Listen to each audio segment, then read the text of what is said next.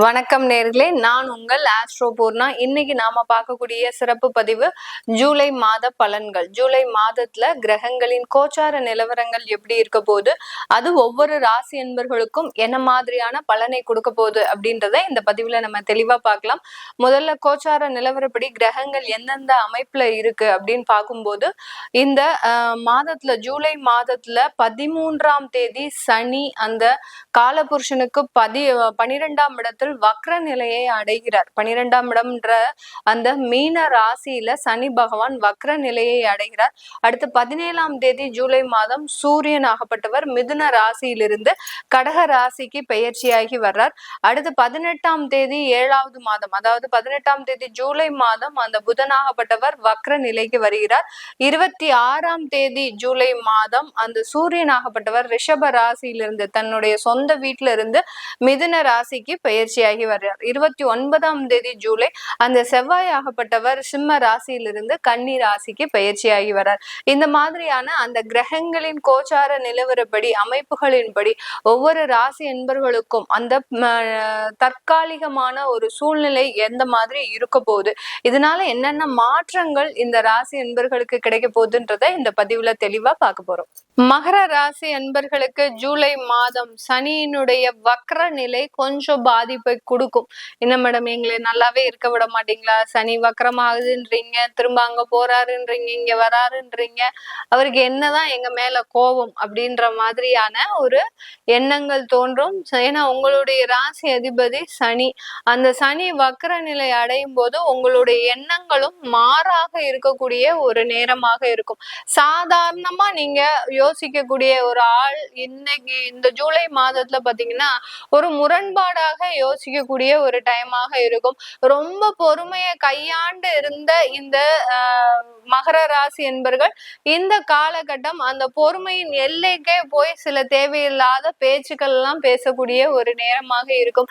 ஏன்னா வக்ர நிலை அடையும் போது அங்க 2ஆம் இடத்துல ராகு பகவான் இருக்கிறாரு. அதனால பேச்சுக்கள்ல நிதானமே இருக்காது. பொறுமையின் எல்லைக்கே போய் நீங்க தேவையில்லாத பேச்சுகள் பேசுறதுனால அந்த இடத்துல ஏதாவது ஒரு வம்பு வழக்குகள், தேவையில்லாத சண்டை சச்சரவுகள் இதெல்லாமே வரக்கூடிய ஒரு மாதமாக தான் இருக்கும். அதனால ரொம்ப கேர்ஃபுல்லா இருக்கணும். மகர ராசி என்பர்கள் தான் இந்த ஜூலை மாதத்திலேயே ரொம்ப கேர்ஃபுல்லா இருக்கக்கூடிய ஒரு ராசி என்பர்கள். எதுவுமே செய்யாம இருக்கக்கூடிய வேலையை மட்டும் நீங்க போய் பார்த்துட்டு டெய்லி சாப்பிட வேண்டியது, வேலையை பார்க்க வேண்டியது, தொழிலை பார்க்க வேண்டியது, அமைதியா சில பிரார்த்தனைகளை பண்ண வேண்டியது, ரொம்ப மௌன விரதம் இருக்கிறது நல்லது. இந்த மௌன ராசி மகர ராசி என்பர்கள் இல்லாட்டி மௌன விரதம் இருக்கல அப்படின்னா ஏதாவது ஒரு பிரச்சனைய உங்களுடைய எண்ணங்களே போய் கூட்டிட்டு வந்துடும். அதனால ரொம்ப ஜாக்கிரதையாக இருங்க. அடுத்து உங்களுடைய 8ஆம் இடத்துல இருக்கக்கூடிய செவ்வாய் கேது, அதனால அம்மா கூட யாரெல்லாம் இருக்கிறீங்களோ அவங்களுக்கு எல்லாருக்குமே இந்த மாதம் ரொம்ப பிரச்சனையை தான் கொடுக்கும். அம்மாவும் சொன்ன பேச்சு கேட்க மாட்டாங்க, நீங்களும் அம்மாவினுடைய பேச்ச கேட்க மாட்டீங்க. 2 பேருக்குமே பாத்தீங்கன்னா டக் ஆஃப் வார் தான்.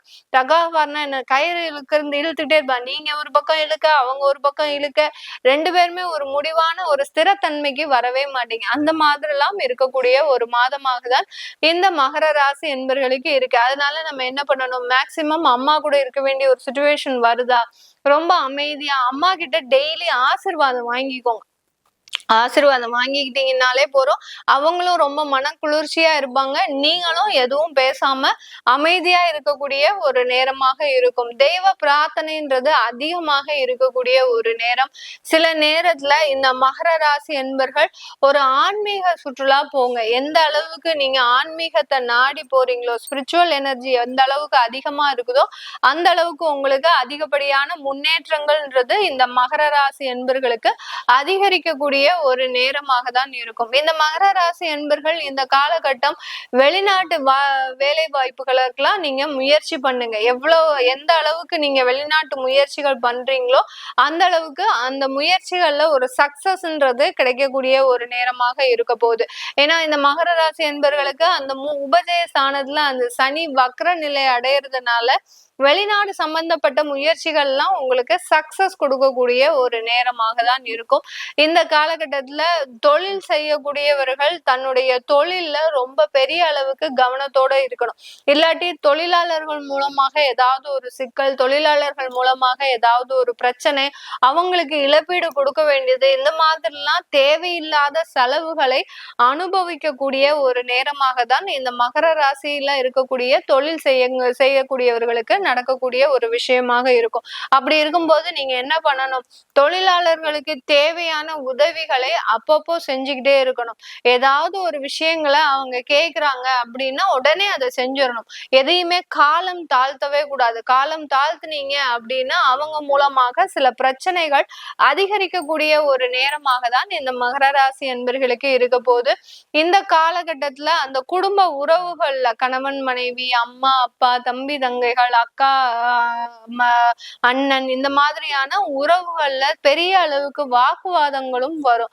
சும்மா இருக்கிறவங்க யாராவது ஒருத்தர் உங்களை சீண்டிட்டு போவாங்க. அந்த அளவுக்கு இந்த மகர ராசி என்பவர்கள் இந்த ஜூலை மாதம் ரொம்ப கிரிட்டிக்கலா இருக்கக்கூடிய ஒரு டைமா இருக்கும். ஏன்டா இந்த பிறவி எடுத்தோம், ஏன்னா இப்பதான் 7.5 சனி முடிஞ்சு நாங்க ஒரு படியா நாங்க வந்துட்டு இருக்கிறோம், திரும்பியும் இவ்வளவு பெரிய ஆபத்தா அப்படின்ற அளவுக்கு இந்த மகர ராசி என்பர்களுக்கு அந்த சனியினுடைய சனி ராகு சேர்க்கை, செவ்வாய் கேது சேர்க்கை மிக பெரிய அளவுக்கு இவர்களுக்கு மட்டும்தான் இந்த தாக்கத்தை கொடுக்க போகுது.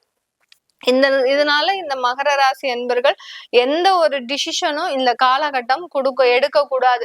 காலமே உங்களுக்கு மிகவும் பெரிய அளவுக்கு பகையாக இருக்கு. கால சக்கரமே பாத்தீங்கன்னா உங்களுக்கு பகையாக இருக்கிறதுனால பெரிய அளவுக்கு இந்த காலகட்டத்துல டிசிஷன் எடுக்காம எல்லாத்தையுமே தள்ளி போட்டுட்டே வாங்க. ஏதாவது வீடு வாங்கணும் அப்படின்லாம் முயற்சி பண்ணாதீங்க. வீடு வாங்கணும்னு முயற்சி பண்ணீங்கன்னா அங்க உங்ககிட்ட முதல்ல காசை வாங்குறதுக்கு தான் பாப்பாங்களே ஒழிய வீடை புக் பண்றதுக்கு எந்த விதமான முயற்சியும் எடுக்க மாட்டாங்க. காசை வாங்கிட்டு ஒரு மாசத்துக்கு மேல அவங்க போனே எடுக்க மாட்டாங்க. அந்த அளவுக்கு அந்த வீடு வாங்கக்கூடிய முயற்சிகள்ல நிறைய தொந்தரவுகள் இருக்கு.